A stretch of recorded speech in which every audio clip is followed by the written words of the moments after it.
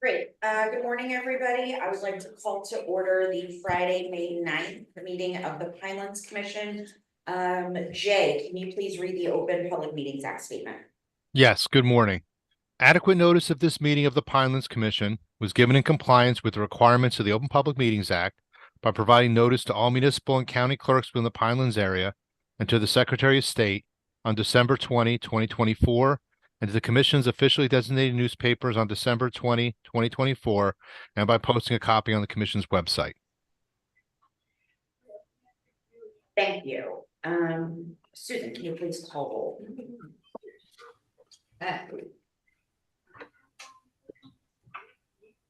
Commissioner Celta? Here. Commissioner Avery? Here. Commissioner Bonavito? Here. Commissioner Holroyd? Commissioner Irish? Here. Commissioner Letman? Commissioner Lobauer? Here. Commissioner Moriello? Here.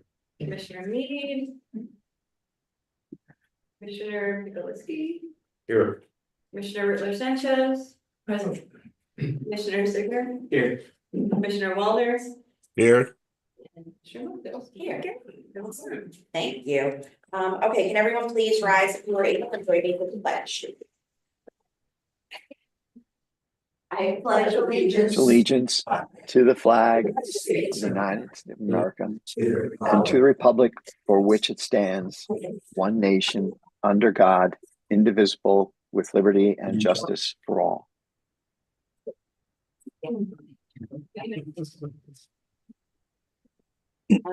Okay, thank you. Can I get a motion and a second, please, to adopt the minutes from our April 11th meeting? Make a motion.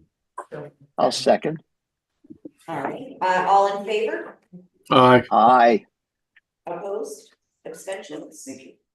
Thank you. All right, reports. I think I'm starting today.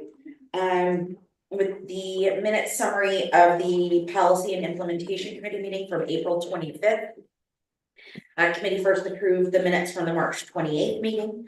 We then heard 4 presentations from staff.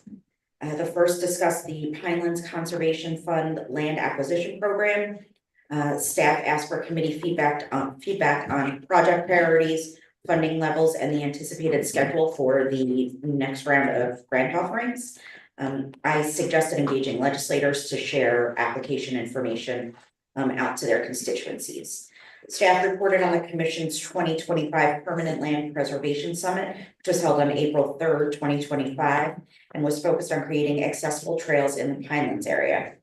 Staff also reported on stewardship monitoring visits to 3 sites that were preserved using Pinelands Conservation Fund grants. And finally, the committee received an overview of the NJDEP Wetlands Mitigation Rule proposal and the potential impacts to the commission activities and to preservation of wetlands in the Pinelands area. Anyone have any questions or comments? All right, next up, I believe, is Sue. A couple pieces of good news to report this morning. One is we have drafted a contract with our selected consultant for the Fenwick Manor Rehabilitation Project and provided that to the consultant, who said, "It looks good, when are we meeting?" So we have a Zoom meeting scheduled with them for late on Tuesday afternoon, and then they'll come and visit in person and do a site visit in another couple of weeks, but that's at long last. We are getting that project underway, so we're looking forward to that.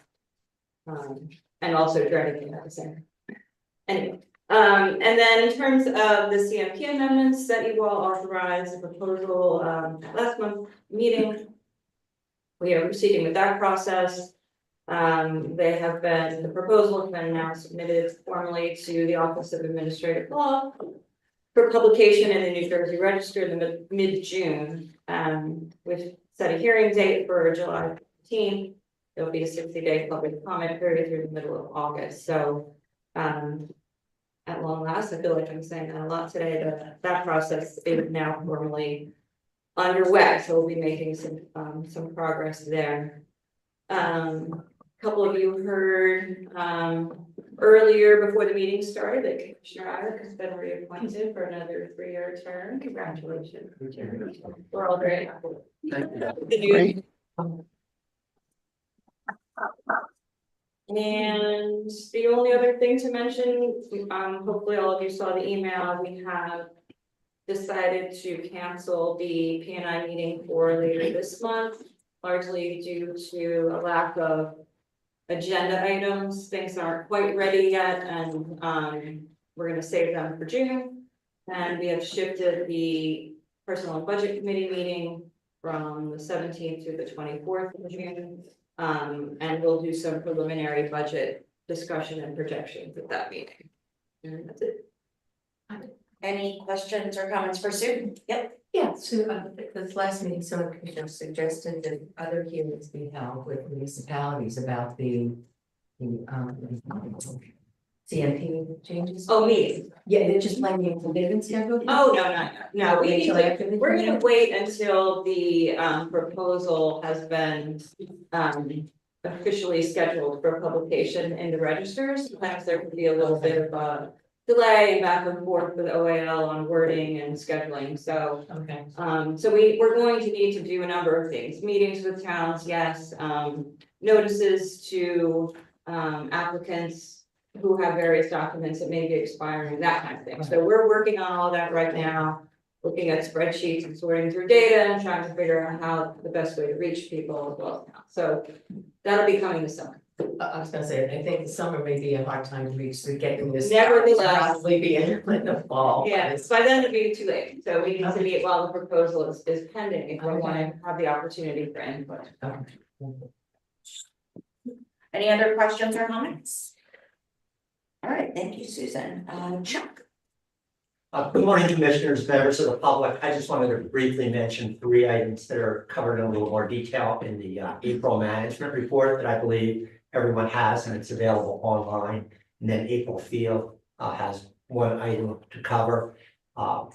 We received an application in Chemung Township in Burlington County for an intersection improvement. It was filed by Burlington County. They're proposing a roundabout, which is kind of a miniature traffic circle. It's generated much interest on the local level. We've received lots of public comment. There's a summary of our response to that public comment that's contained in the management report. Probably the most important fact is in our response to the public comment, the commission indicated that we would review for the regulations that we administer. And that we do not have regulations that address the type of intersection improvement, be it a jug handle, a left-hand turn lane, or a roundabout. If an intersection improvement otherwise meets our regulations, for example, wetlands protection, or cultural resources, or threatened and endangered species, the commission's regulations would not allow us to say that we prefer one type of intersection over another. I don't anticipate that application at this point arriving until late summer at the commission meeting for a review and a vote. The second item I'm happy to announce is it's been a long road, but the Hamilton Township landfill capping application is back before you today for its final public comment. The applicant revised the design of their landfill cap to address the threatened and endangered species issues that arose in the Hamilton Industrial Park. It's located right outside of Mays Landing. I think it's probably recognizes that it was a long road for the applicant and the commission staff, but it's coming across the finish line, I hope. And the last item I just wanted to mention was, as I indicated at last month's commission meeting, we have received an application from Ocean County to construct a bridge over County Route 539 as it traverses the mega base, joint base Dix, McGuire, Lakehurst. I think I got that right. McGuire, Dix, Lakehurst. We have received preliminary information from the county. We're awaiting follow-up that it actually is not a county right away, that the road is located on an easement that's actually part of the base property. And the relevance of that is we had received a letter from the base commander invoking a provision in regulations that if a commander makes certain findings that are necessary for how can I paraphrase that? Certain findings that the improvement is necessary for national defense or military safety, that they can waive applying to the Pinelands Commission. So we still have not received the official information, but it looks like it's trending towards that they would be eligible for that provision. And then April Field of your staff, I can tell you. Good morning, everyone. I just have one other thing I wanted to add. Last Tuesday, we had a very successful interagency training session with DEP. Ernie Demon of our staff organized the session and coordinated it with DEP land use staff. We had about 25 land use staff personally come to the office. Ernie Demon gave about an hour presentation, and then we had an hour Q&A session where our staff and regulatory program staff got to have a discussion about the items that were presented. Topics that we covered included Pinelands Commission jurisdiction, explaining the difference between the Pinelands National Reserve and the Pinelands area boundaries, what development requires application, and then going through our application exemptions with DEP. We also went over our public and private application processes. And one of the really important things we went over is what commission documents are necessary for DEP to deem a permit application complete. That seems to be a point that's very confusing sometimes for DEP staff, and they have a lot of newer staff at DEP. That was one of the observations I made. They have a lot of young people in the room. So I thought it was very helpful to explain all of our rules. There's been a lot of turnover at DEP lately, so this was a very great opportunity for our staff to meet their staff. We also went over our website tools, gave them an overview of our interactive map and where our MOAs all live, our freshwater wetlands MOA with DEP, explained, reiterated, who has jurisdiction when and where with regard to wetlands protection in the Pinelands area.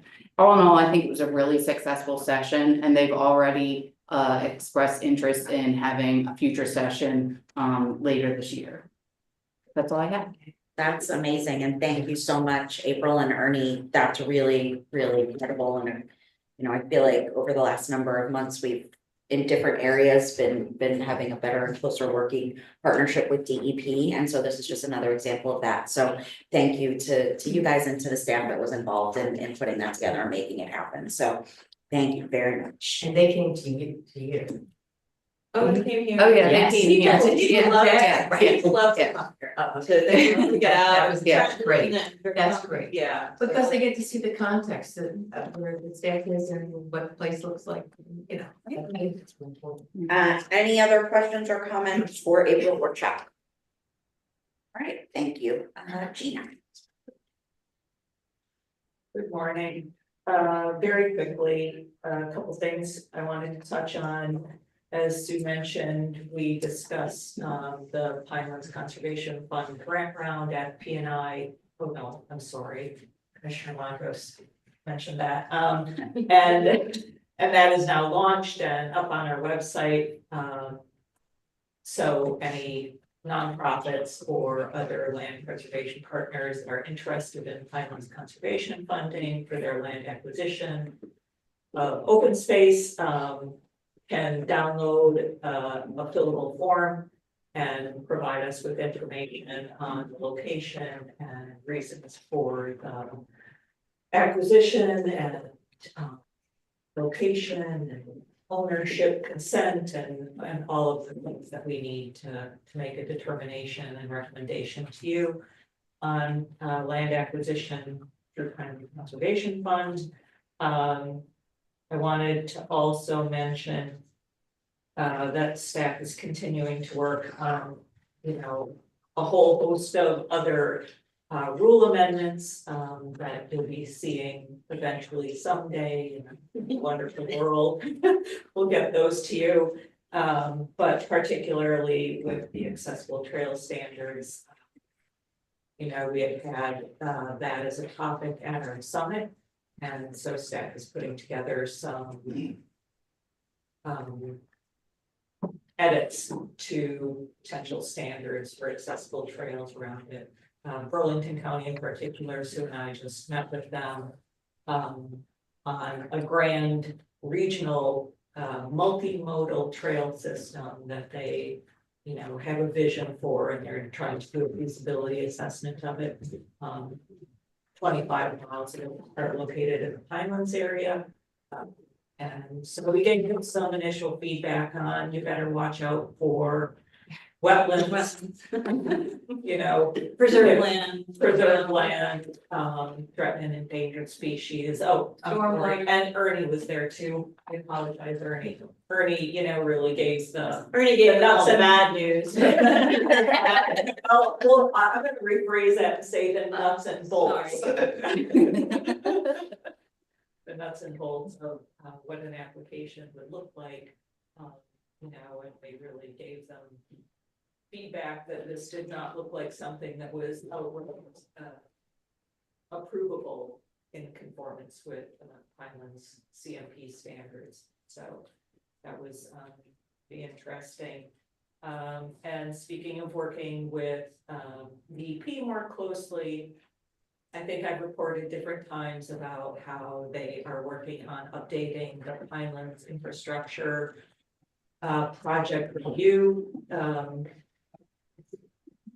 Where Pinelands Infrastructure Trust funding is used to fund infrastructure projects that were prioritized by the commission in 2019. They're updating those rules and how they review it and what's allowable costs and all of those things. So we've been working closely with them.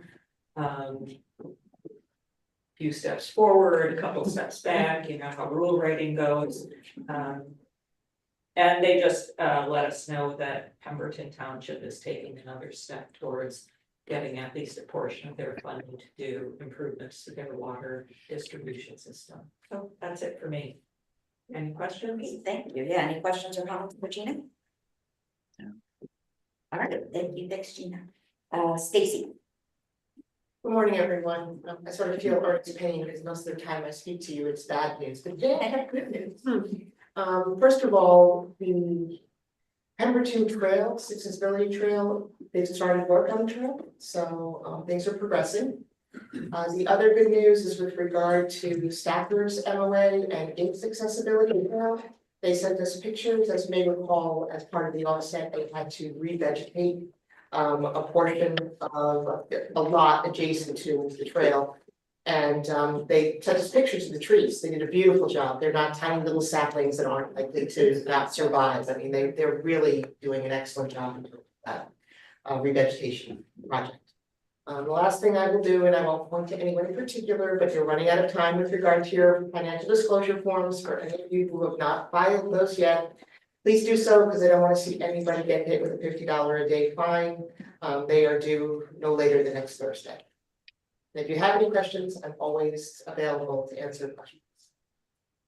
Thank you. Any questions or comments for Stacy? All right, thank you. Brad. I just have a very short update. I just wanted to let you know that our work on the conformance front with municipalities has really slowed down quite a bit in the last couple months. It's probably been the slowest I've seen. You really shouldn't say that out loud. Yeah. Oh, well, it's because what I was gonna say is that this is likely because we are assuming that many of our towns are working on their affordable housing plans, and that this will be ramping up quite a bit, probably in June and July. There's a deadline for municipalities to adopt those housing plans and fair share plans by June 30th. We just got our first two drafts earlier this week, so that's really all I have to report. Thank you, Brad. Any questions? How do you make it out with the counties with the cross acceptance program? That's been pretty quiet as well. We haven't heard much feedback in terms of any questions related to the commission's role with the state plan. I know that the Office of State Planning has conducted all of their various hearings across the state. So I'm assuming at this point they are the counties are working with the municipalities, but like I said, they have not reached out to us related to that.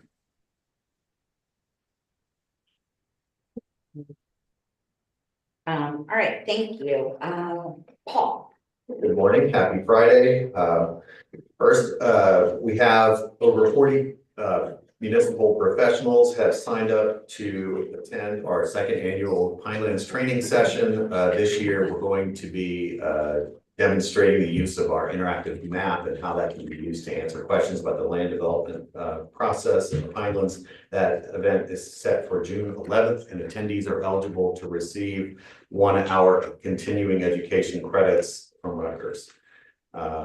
Secondly, we are finalizing the lineup for the Pinelands Summer Short Course, which will be held on July 18th at Kramer Hall in Hamilton. We have 11 presentations and 4 field trips, really fun lineup. One involves prehistoric life in New Jersey, where attendees will examine fossils that are from New Jersey and are from over 1 billion years ago. And they'll be able to sort through 15 million year old sediments to find fossils, which they can keep. I can dig it. Set you up for that one. We also have presentations with live animals from Cedar Run, Confessions of a Wildlife Photographer. That should be fun. Blaine Rothhauser is a fantastic photographer. He's going to show us some tips. Jersey Friendly Yard will go over their website and how it can be used to select native plants. We have a forestry presentation, native berry farming, and 2 basket making courses. A guided hike through the 1808 trail, which is phenomenal in Morton State Forest, guided hike at Patstow Village, guided walk at Hamilton Lake, and a guided kayak trip on Patstow Lake. And as always, commissioners are invited and encouraged to attend at no charge. So if you want to do that, just we'll reach out to you and we'll take care of it. Thank you. Any questions or comments for Paul? Those choices sound exciting. I don't know how you keep doing it, Paul, but every year it just gets better and better. So I will pass that along to Joel. He comes up with the lineup. Okay. One last thing I wanted to mention is that when we planted the native sweet bay magnolia in memory of Ed Lloyd a few years ago, we were hopeful that it would work at this site. It's doing very well. I'm happy to report that it is covered in buds, and it should bloom within the next few days. So We'll take some photos and Yes. send them to Janine and share them with family. Yeah. We're just waiting for the bloom. Yes, it's exciting. Very That's all I have. All right, thank you. Okay, moving on, we are going to move into the public development applications, but we're gonna break it down into 2 separate resolutions.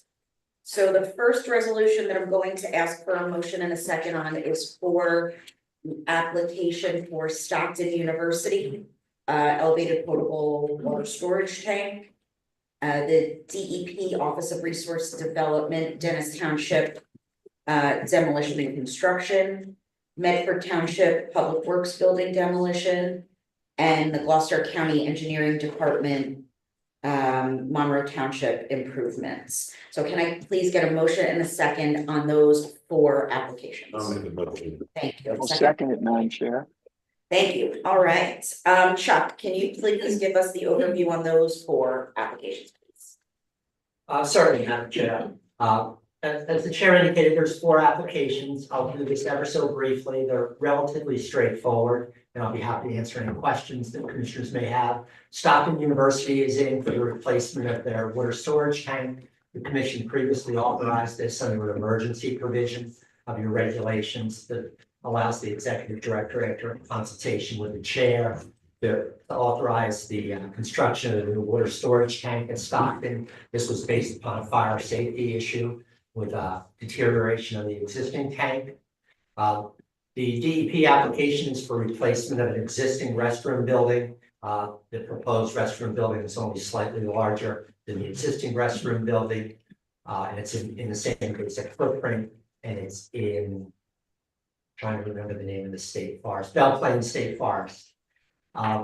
Application in Medford Township for the demolition of a very small public works storage building, and an application from Gloucester County and Monroe Township for 4 to reorient an existing four-way intersection and do some improvements to the roadways as they approach that intersection.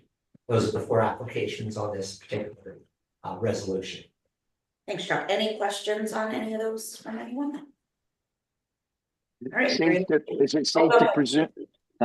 Is it safe to presume, Madam Chair, that the restroom that's going to be demolished has no cultural resource of significant historic value that we need to? I defer to Chuck on all restroom. Thank you. I'm a resident expert on restroom. Yes, it was reviewed for cultural significance and none was found. Amazing. I'm amazed. Okay. But then my initials in there.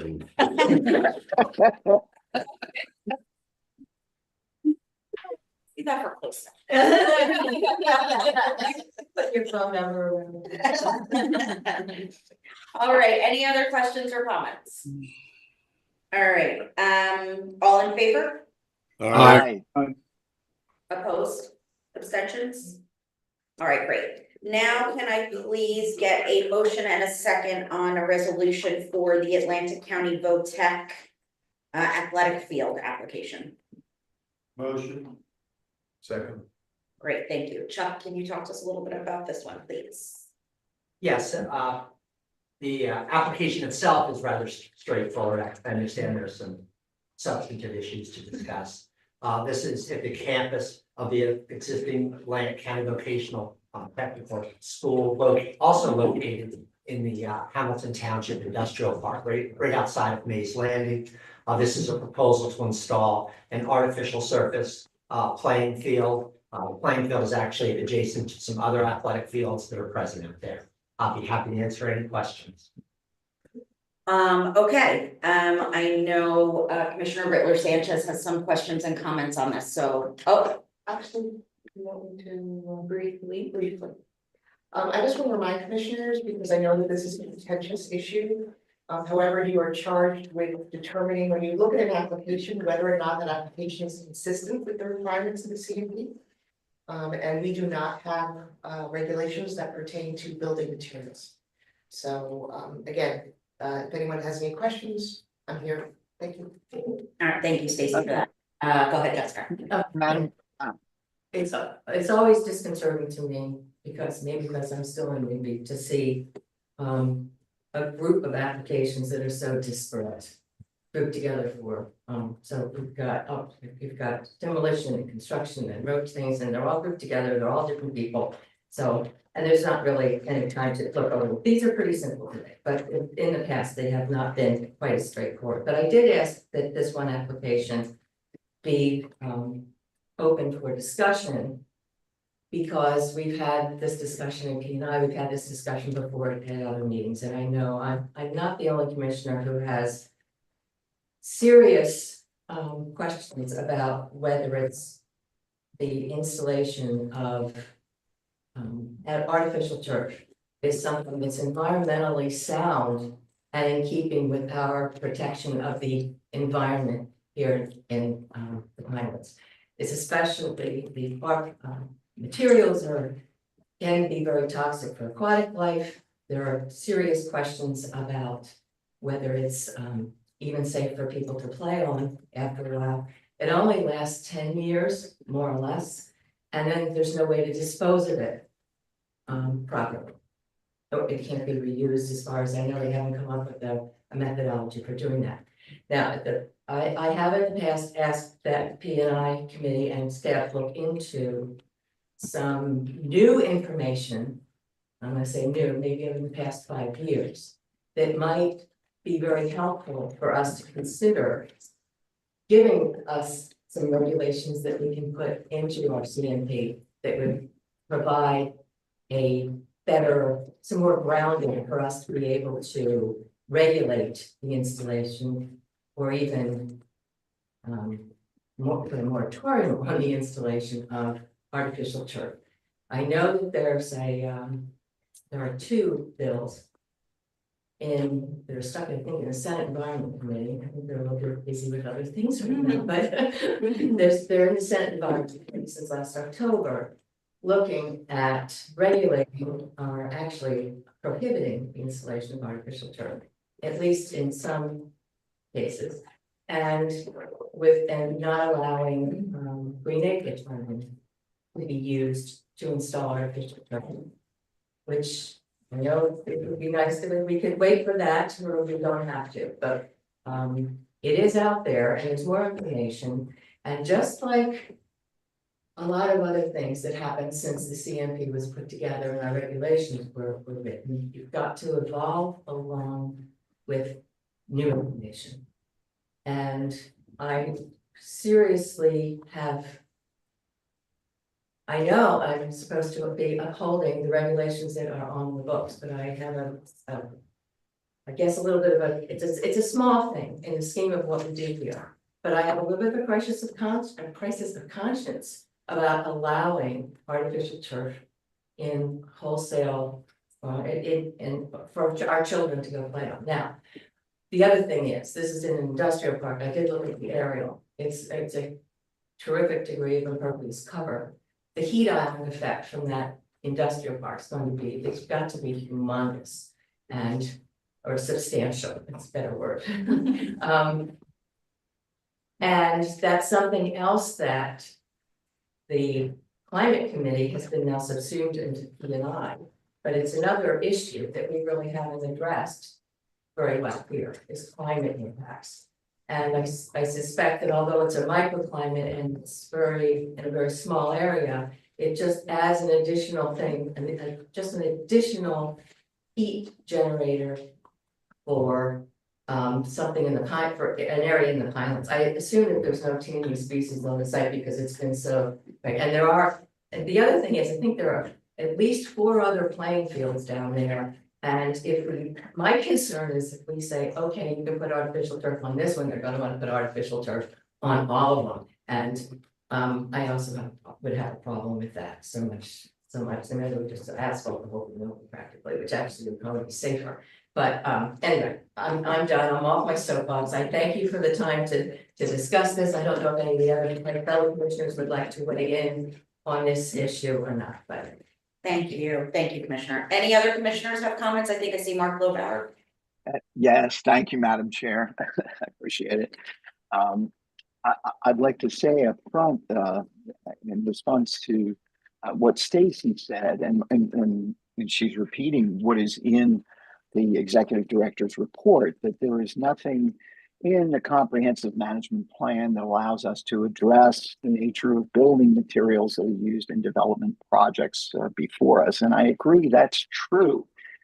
I would disagree that ends our obligation to review this application vis-a-vis other requirements that are imposed on us by the CMP. And specifically, I'm referring to a comment that a member of the public made. It is in the executive director's report. The commenter expressed concern that the proposed artificial turf athletic field contains contaminants, including heavy metals, that result in negative health effects. Now, we responded, there is a staff response to that comment. Nowhere in our response does our staff say what the member of the public represented in that comment was untrue. We don't say, oh, the commenter is wrong, there are no heavy metals. Commenter was wrong, there are no contaminants. Commenter is wrong, there's nothing that might leach out of this material, get into the water and have a health effect. Neither did the applicant say anything about that. Now, there is a section of the CMP, and that's Administrative Code 7:50-6.11. It places a duty on us.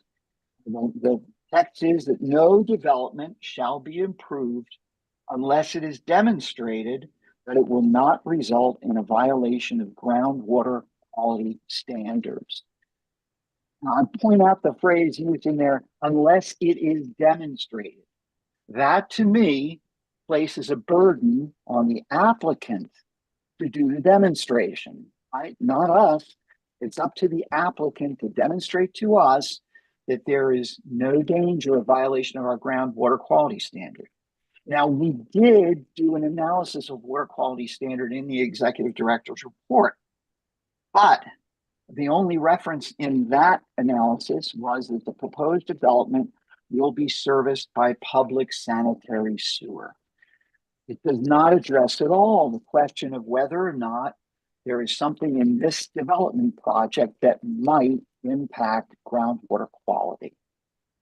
So, fellow commissioners, I think, given this comment that was raised by the public and, in my opinion, not fully addressed by the staffers, I don't disagree with what the staff has said here, but I don't think we fully addressed in our response the water quality issue. I would like to see this application tabled, sent back to the applicant so the applicant can demonstrate to us that this artificial turf field will not result in a violation of groundwater quality standards. Thank you. Thank you. Yeah. Maybe Chuck can help explain the process, tabling or where we are with this application in the process, and also share the information that I think Sanchez asked about in terms of proximity of wetlands and water courses. Yeah, I think that might help to frame this particular application. Okay, yeah, that would be helpful for the direct impact to streams Yeah. and things like that, but I didn't, I took the time to, I tried to find this on an aerial, and it looks like it's almost a moot. It may be a moot point, but I might have missed something, so yeah. Let's Chuck would let address Chuck, that. I- Chuck has all the details, so let's let Chuck speak to that. That works 3/4 of a mile. So I'll try to address some of the concerns in no particular order. So stormwater management is being proposed for this project. And this stormwater facility is going to be, one of the stormwater facilities will be located directly under the field, which is typical for the construction of these fields. And another stormwater management facility will be modified, an existing surface stormwater management facility that's located immediately adjacent to the proposed artificial surface field. The nearest water course, some of you may have just overheard Ernestine, excuse me, is approximately 3/4 of a mile from the field. From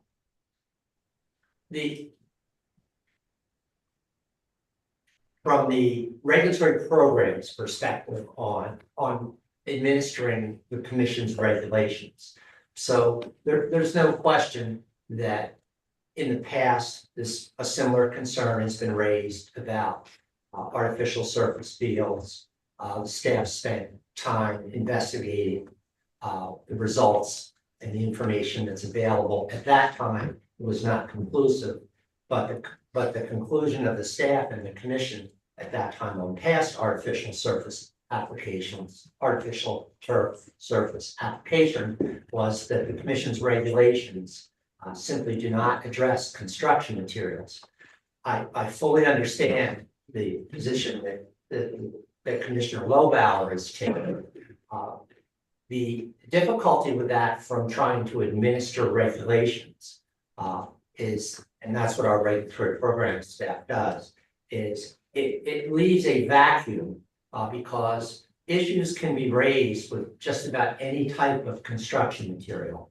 So for example, when the commission considers road pavement projects, there's certainly a question about what's in road pavement, the runoff from road pavement, and whether that would be consistent with the commission's water quality standards.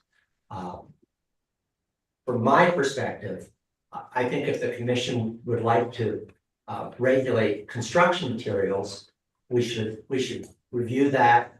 We should adopt regulations so it's clear from the outset that when applications are filed with the commission and we guide people through that process, which can be long and complicated, that we don't find ourselves and the commissioners in this particular position. I'm not minimizing the concerns of either commissioner, but it just puts the regulatory program staff in a very difficult position. And if you think about the extension of the rationale and the logic, we could find ourselves sitting here talking about the construction materials that are going to be used for houses, the commercial buildings. So it really is something that needs a comprehensive review and approach. Now, having said that, did I answer? More the process too, where this application is in the process, and Mark's suggestion that it be tabled as well. So the application is before the commission, obviously, for a vote today. The commission's regulations provide that if the commission votes on the application and does not approve the application and disagrees with the staff, the application is automatically forwarded to the New Jersey Office of Administrative Law for a hearing process.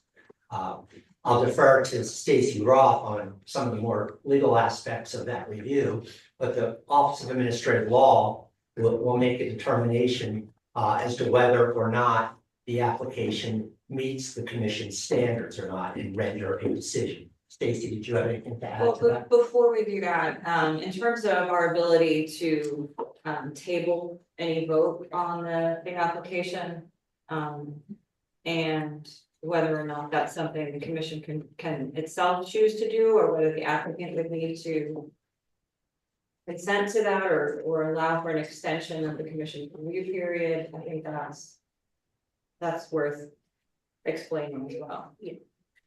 So let's try to explain about where it is in the process, I think. So certainly, the matter is before the commission today, as I mentioned. Our rules do not address this, but certainly an applicant could ask the commission not to act on their application and grant an extension. Executive Director, I'm not sure what else you wanted me to. No, that's fine. I think that, you know, I think in the past, it's been a long time since this sort of procedural issue has come up, and the idea of tabling and waiting and continuing and extending the review period, but typically that's something that we would want to discuss with the applicant to make sure they are willing to allow for that extended time period. Or able to, like.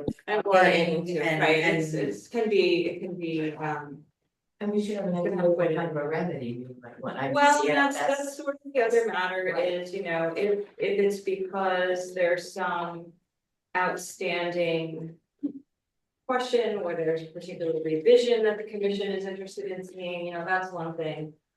And I'm not sure that's the case here. Right. And so I would not suggest that we consider tabling the application, but that's for you all to decide if you're ready to vote or not. Do any other commissioners have any comments or questions for Chuck? I would like to make Go ahead, this Mark. comment, and I appreciate the issue. It's been debated for 20 years or longer. It's not easy. I have to give deference to Stacy's point, and as a regulator in my former life, you operate within the constraints of the rules that apply to the authority that you do have. I do know there's some research on human health and potential human health impacts that suggests there's no smoking gun there. And this is EPA, Centers for Disease Control, Consumer Product Safety Commission. And so I guess in the absence of that, and Chuck brings up a good point about materials in terms of environmental impact. So you have human exposure concern, the environmental impact concern. And we wrestled with this all the time with pavement, driveways across waterways, and PAHs, which are in asphalt, and asphalt crumbles and it leaches, and it's sort of ubiquitous. So and a couple of other things too is that an extension, I think if there were an issue that we need a little more time to figure something out or gain more information, then I see if there's an end to that, then perhaps it would be worth considering. But I don't know an extension. I'd be concerned about what we hope to accomplish within whatever that extension period is, whether it's a month or 2 months, things like that. And lastly, and I understand a denial results in the application being forwarded to OAL. OAL, in my experience, and I've been on the winning and the losing side of it, the first thing they will look at is your authority. And if you don't have it, that's usually where the case ends, and it'll be, I think it comes right back to us. And I didn't mean to cut you off. Yeah. Commissioner Mario, with regard to having an end result in terms of pushing something off. The reality is, you're correct, OAL is gonna look at what the commission's authority is, and any shift away from existing regulation is gonna be viewed as arbitrary and capricious. And will likely result in it being returned here. The other thing is, we may very well wind up at the appellate division, because the fact of the matter is, if the applicant were to argue that it's futile to go through the administrative hearing process, that is a defense through exhaustion of administrative remedies. And then we're before the appellate division, with a question of authority. So, you know, I just wanted everyone to have a full understanding. Also, it's not just that it goes to OAL if you deny it. It goes to OAL even if it doesn't, we don't get any votes. I mean, the reality is, it doesn't say if the commission denies, the regulation doesn't say that. The regulation says if the commission does not approve the executive director's recommendation, which means that any outcome other than approval will send it out. Yeah, it's a very clunky process that really isn't in anybody's best interest, so. Just Correct. one final point on that.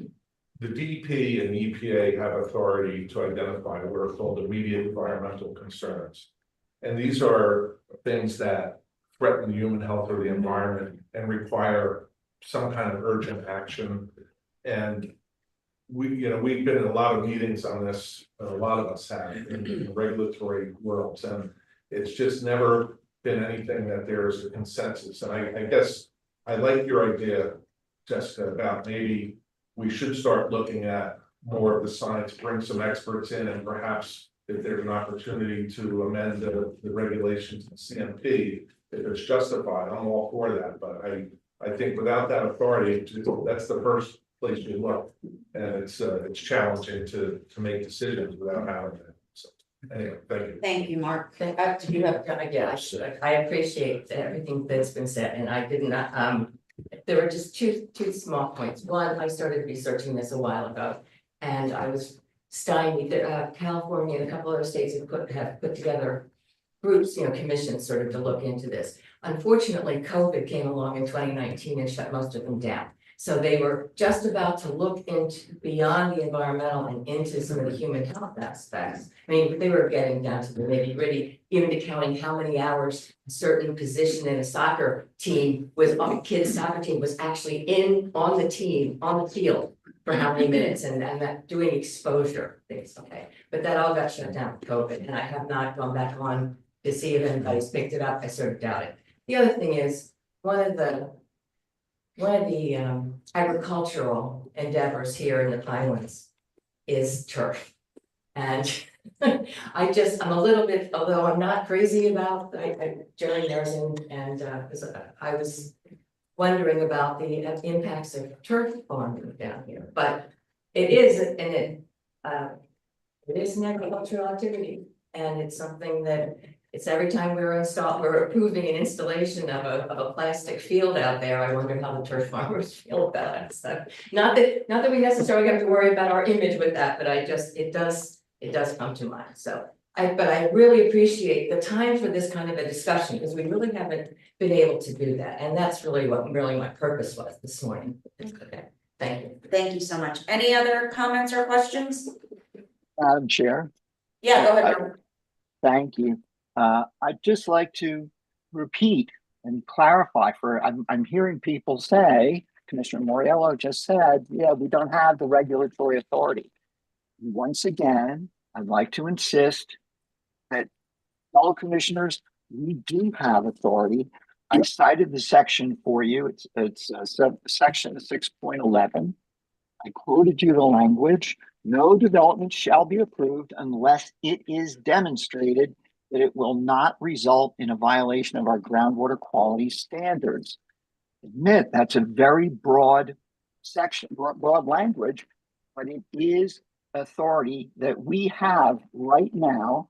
I think there would be no problem at all with the commission deciding today to inform the applicant that we disagree with the conclusion that was reached by the executive director. We think that the applicant should be required to go back, research, and then demonstrate to us that there will be no violation of our groundwater quality standard. They ought to be able to do that. I'm not saying our staff has to determine this. I'm saying the applicant owes us that duty, and we have that authority. That's in the comprehensive management plan. That's all I'm asking that we do. And yes, separately, we want to work on trying to develop standards with regard to acceptable building materials. Yes, I think we should do that. That would have no bearing on what we do here today with this application. Thank you. Thanks, Mark. I would just respond, and after I say my piece, I'll turn it over to Stacy. My only hesitation in with what you're in response to what you're saying is that we've had a number of other artificial turf applications before this for which we have not, you know, called upon this portion of the CMP and put additional burden on applicants for the same thing.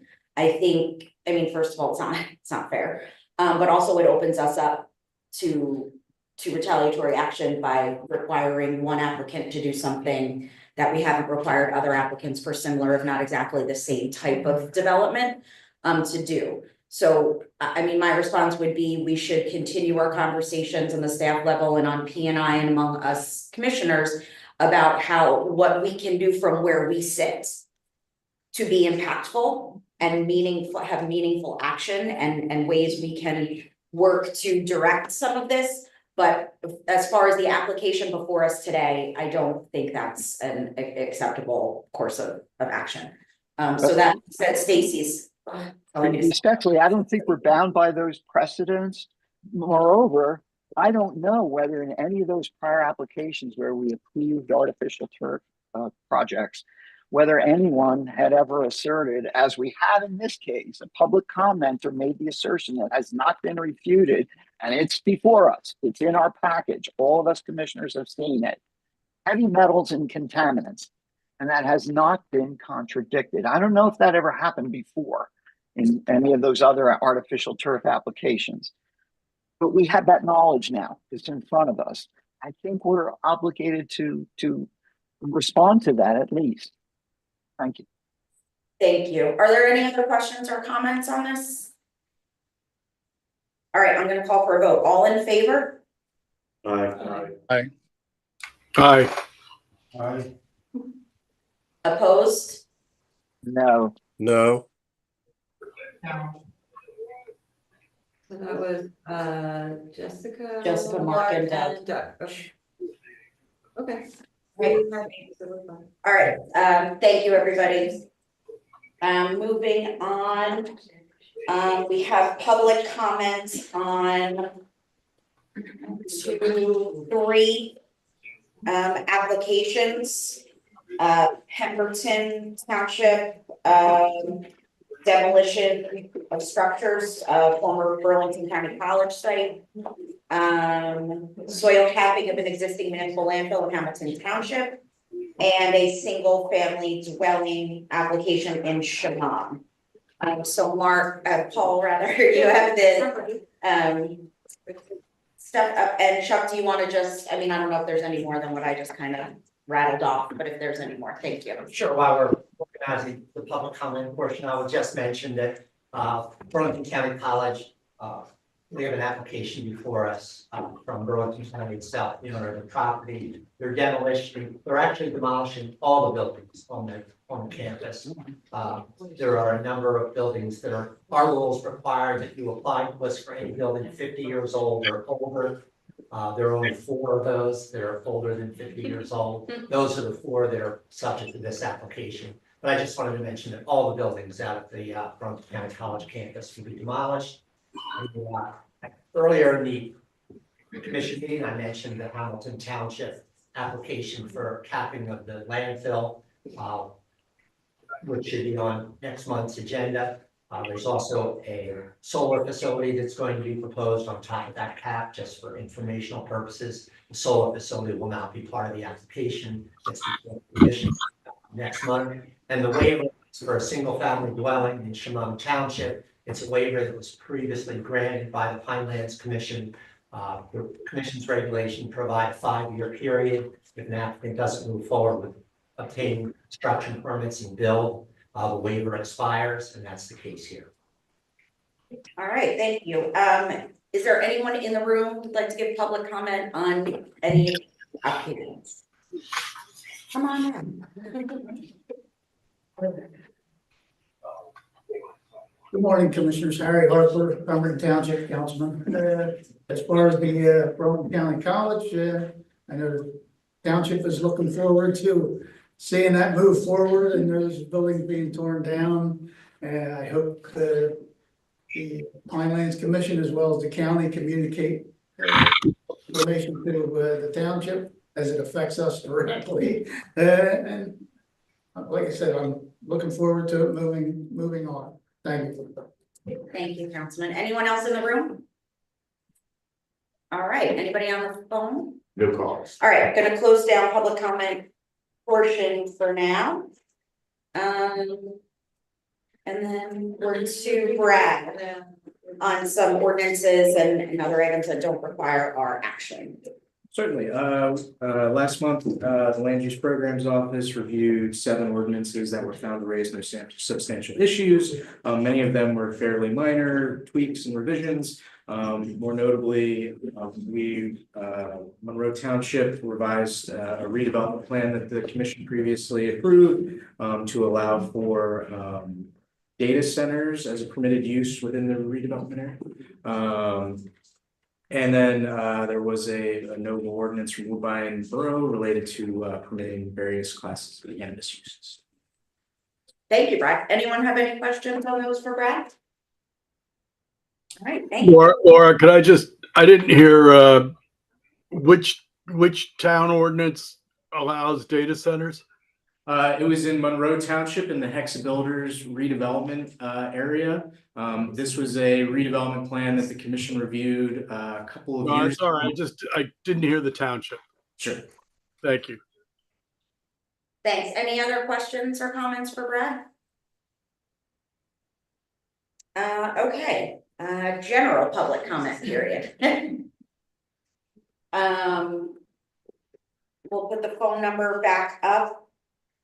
And is there anyone in the room for general public comment? Nope. Councilman.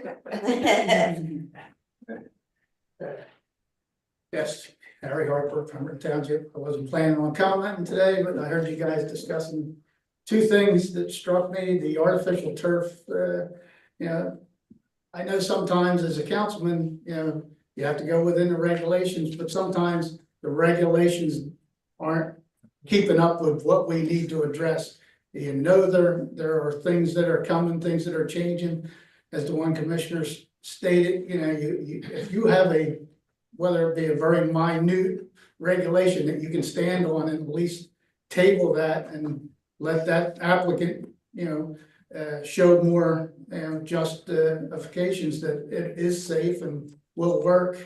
And you need to use that because sometimes we need to draw more attention to something that we know is becoming a problem, especially with this artificial turf.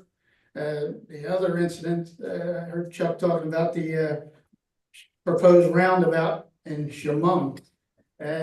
While you guys don't regulate the building materials and stuff, and 48 years in the construction industry, last 24 in paving and road construction, this is going to affect your water runoff out there, this proposed roundabout. I've been at the county complaining also.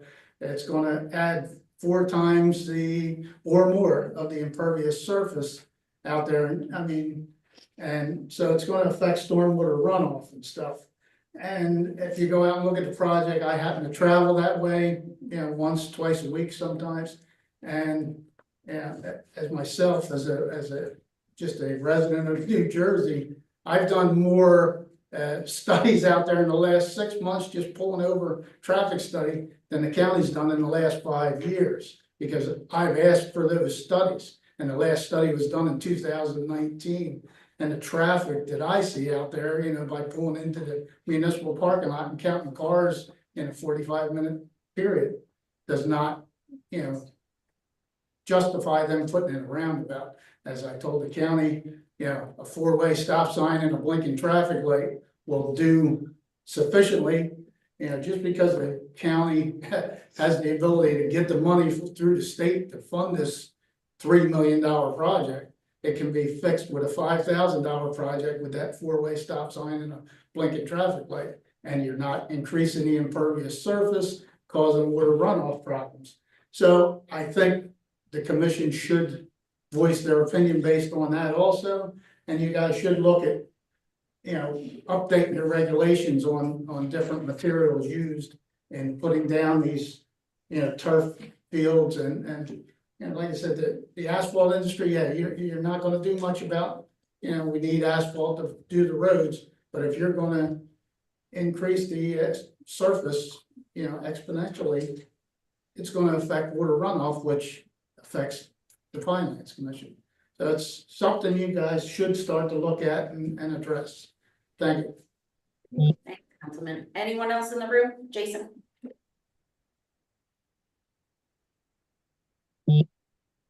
Hi, everyone. Jason Howell, Pinelands Preservation Alliance. Just like to thank the discussion about artificial turf because of the emerging science demonstrating the close association with exposure to artificial turf and PFOA and PFOS chemicals, as well as the newly emergent contaminants called Gen X chemicals. It's to me, I would have a hard time approving an application that has strong association with the development of cancer and other chemicals, especially in terms of approving those chemicals for use where children play. I hope the commission seriously addresses the nature of approving building materials with pollutants within those building materials, especially in those areas that are subject to the most vulnerable population. So while I understand the concern with regulations and how if you apply it in one area, you have to apply it in this other area, there are really important associations that are being studied right now, and I think it's better to get ahead of this than be behind it. And we've seen this throughout regulatory history where agencies are behind the curve and then lots of people get sick. So I would hope that the commission takes this matter seriously. Thank you. Anyone else in the room? Do we have anybody on the line? No callers. I'm gonna shut public comment period down. Before we move to adjourn, anyone have any questions, comments? Chair, just Go one, ahead, Mark. and that, obviously, we don't make the determination, but the college site over here being demoed, I would hope that, and not knowing what the township's affordable housing obligations are under the 4th round, which is just released, or perhaps even 3rd round obligations that may or may not have been satisfied. Seems like an opportunity as a redevelopment site's been impacted by the college. And if there are those needs and obligations on the part of the township, perhaps they would look to that site. And I would hope that we could assist in any way we could, because anytime we can get new development on a redevelopment site, it's a good thing. And it just avoids that development going on a pristine farm or some other area. So just, Harry, there are things we can collaborate on. I think there's an opportunity here. Thank you. So I'll just a quick update, which is that there is a redevelopment plan in place for the college site that allows housing, multifamily townhouses, several hundred homes under the redevelopment plan that's in place, of which a portion would be required to be affordable. So the township adopted that redevelopment plan, I don't remember, but years ago. So that's in place. To the extent that the town is able to be involved with county-owned property, they've tried to put those plans in place and accommodate both new housing as well as some affordable. So we'll see what happens next. Thank you. Thank you. Any other questions or? I just want to have, there's also, I think it's on the west side. It's the, one of the streams goes into the Rancocas. I don't know if that's- It was a part of, yeah, it is right into it, but I'm not sure if it's a Rancocas proper. or not. And there's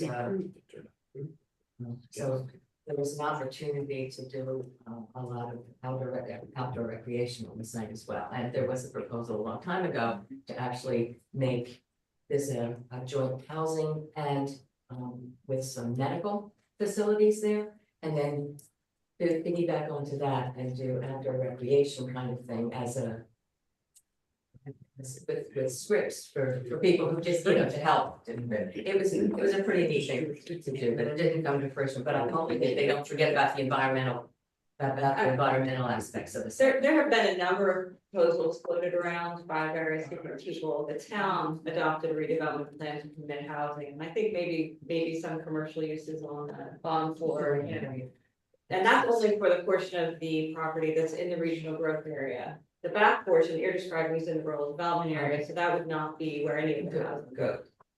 Just a little. Alright, any other questions or comments?